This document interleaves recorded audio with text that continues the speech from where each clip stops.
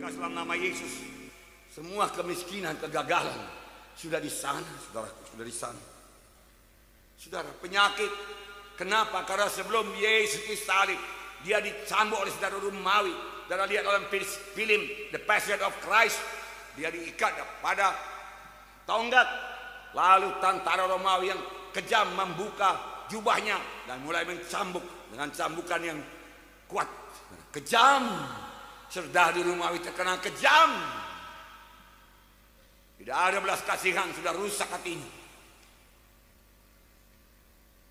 Terlebih dahulu diolok-olokkan, kau raja orang Yahudi. Raja orang Yahudi begini lemah. Inilah mahkotamu. Dia kasih mahkota duri, jeblek, darah mengalir. Saudaraku, saya sudah pernah melihat kayu yang berduri itu, saudara. Ditunjukkan inilah kayu duri. Saudaraku, saya coba mematahkan. Yang kecil saya patahkan. Nggak bisa.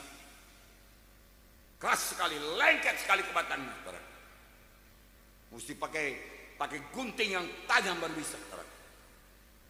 Dan saudaraku, durinya bisa sebesar jari kelingking saya. Dan panjangnya lebih sepanjang telunjuk saya.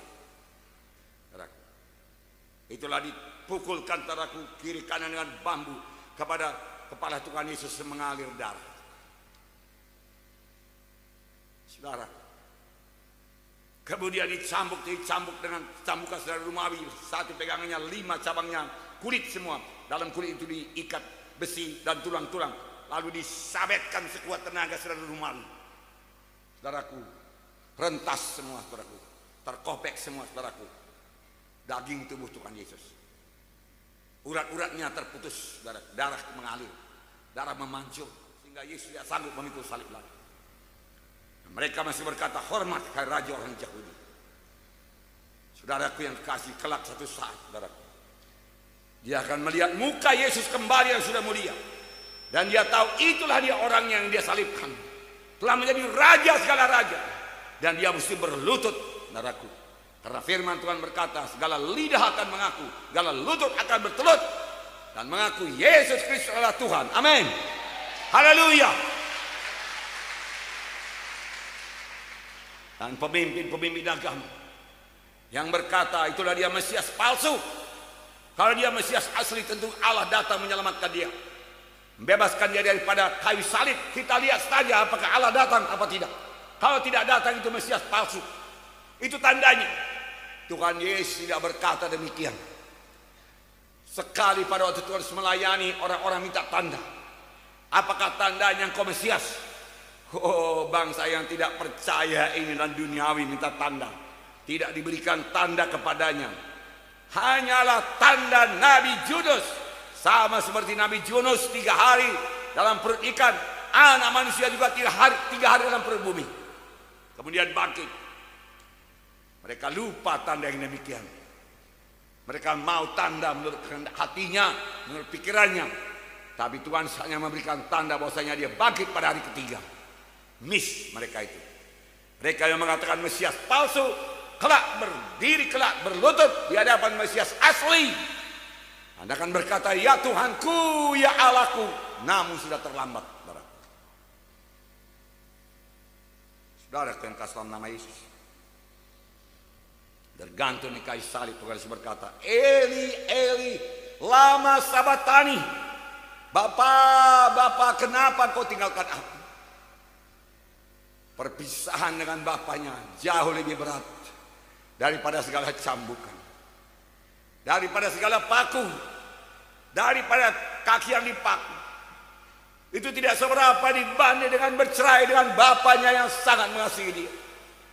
Ketika Filipus pada suatu kali berkata kepada Tuhan Yesus lagi di dalam dunia, Tuhan Yesus, tunjukkanlah kepada kami Bapa itu, supaya puas hati kami.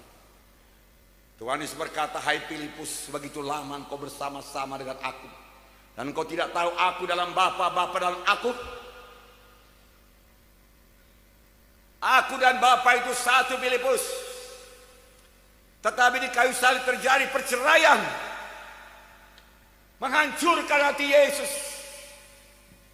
Tapi biarlah kita kenal, kenal, dosa menceraikan kita dengan Tuhan.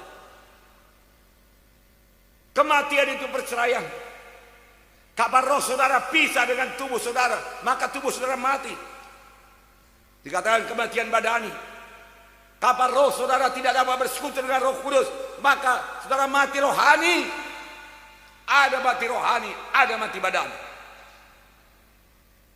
Tuhan Yesus memberikan hidup. Hidup rohani dan hidup badani dan bahkan hidup yang kekal.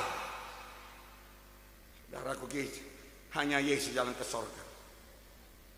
Saudaraku, dan Tuhan Yesus berkata kemudian, sudah genap. Lalu dia menyerahkan nyawanya dan mati di kayu salib. Yakinlah semua, bilur-bilur Yesus sudah menyembuhkan penyakit saudara. Penyakit apa? Kanker. Bilur Yesus lebih berkuasa daripada kanker. Amin. Percayalah, kanker bisa lenyap oleh bilur Yesus. Tumor bisa lenyap. TBC sembuh dalam nama Yesus. Stroke sembuh dalam nama Yesus. Penyakit jantung sembuh dalam nama Yesus. Saya ini bekas penyakit jantung. 4 hari di ICU hernia. 4 orang dalam ICU. Saudara, hari yang pertama saudaraku, 1 jalan lewat saudaraku. Mereka dongkrak saudaraku. Dengan mesin itu dipukul saudaraku, nggak ada reaksi lagi. Mereka pukul-pukul dadanya, saya lihat saudaraku. Hari kedua 1 lagi saudaraku, dari pintu belakang keluar. Lalu tiba-tiba di luar kedengaran jeritan tangisan. Saya pikir Tuhan, saya pikir. Hari ketiga 1 lagi. Saudaraku, demikian juga saudaraku. Pukul dengan mesin itu, dipukul saudaraku. Tubuhnya pun naik ke atas saudaraku. Saudara, tapi tidak ada reaksi. Saudara, sekali lagi pukul lagi, tidak ada reaksi. Sudah. Jeritan di luar. Saya pikir besok giliran saya. Saya tidak mau, nggak mau aku Tuhan, saya katakan. Aku memandang kepadamu Tuhan. Aku memandang kepada bilurmu Tuhan. Okelah obat ini semua, namun kelihatannya tidak begitu mampu Tuhan. Tapi bilurmu mengalir, Roh Kudus mengalir, saya katakan. Roh Kudus menghidupkan tubuh-tubuh yang fana. Organ-organ tubuhku berfungsi Tuhan, saya katakan. Saudaraku yang kasih dalam nama Yesus. Pada waktu itu sebelum saya masuk rumah sakit, memang sudah beberapa lama sakit jantung. Saya tidak bisa bicara kuat seperti ini. Jantung saya terus. Kalau saya bicara kuat. Saudara yang pernah mengalami sudah tahu. Menderita. Saudaraku, jangan terkejut. Saudaraku naik mobil, kalau tiba-tiba direm, waduh, menderita. Aduh.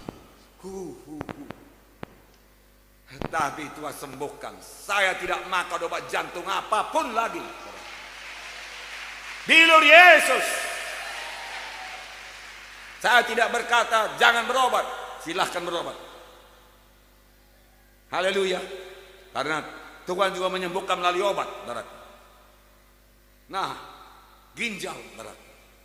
Gagal ginjal, lemah ginjal. Roh Kudus menghidupkan dalam nama Yesus. Asam urat, saudaraku. Oh, sistem tubuh saudara bisa diobatkan Tuhan, amin.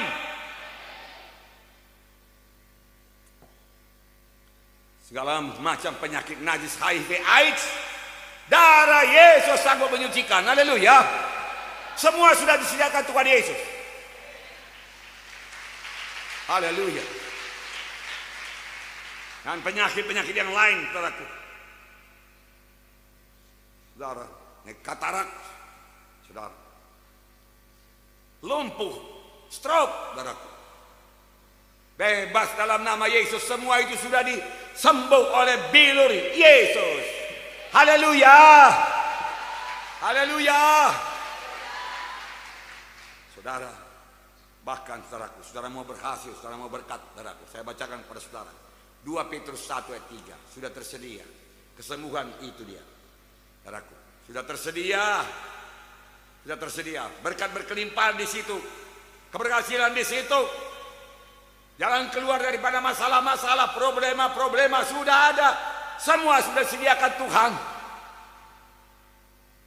2 Petrus 1 ayat 3. Ingat-ingat ayat ini. Kalau saudara tidak ingat-ingat 2 Petrus 1 ayat 3. Surat Petrus yang kedua pasal 1 ayat 3. Begitu lengkapnya.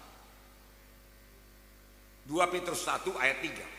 Karena kuasa ilahinya telah menganugerahkan kepada kita segala sesuatu yang berguna untuk hidup yang saleh, oleh pengenalan kita akan Dia yang telah memanggil kita oleh kuasanya yang mulia dan ajaib. Segala perkara yang berguna bagi hidup yang saleh sudah tersedia. Kuasa ilahinya sudah tersedia pada waktu Tuhan Yesus mati di kayu salib. Pada waktu Dia berkata sudah genap. Apa yang dibutuhkan manusia sudah genap disediakan. Sudah genap. Manusia membutuhkan kesembuhan, sudah tersedia kesembuhan. Manusia membutuhkan kebebasan daripada kutuk dosa, sudah tersedia. Bebas daripada kemiskinan, tersedia. Bebas daripada kegagalan, tersedia. Bebas daripada segala macam penyakit-penyakit yang mengerikan, sudah tersedia. Berkat berkelimpahan sudah tersedia. Punya iman. Jangan katakan tidak mungkin. Saudaraku, segala sesuatu berkat yang disediakan Tuhan itu diterima dengan iman. Kesembuhan diterima dengan iman. Saudara, berkat diterima dengan iman.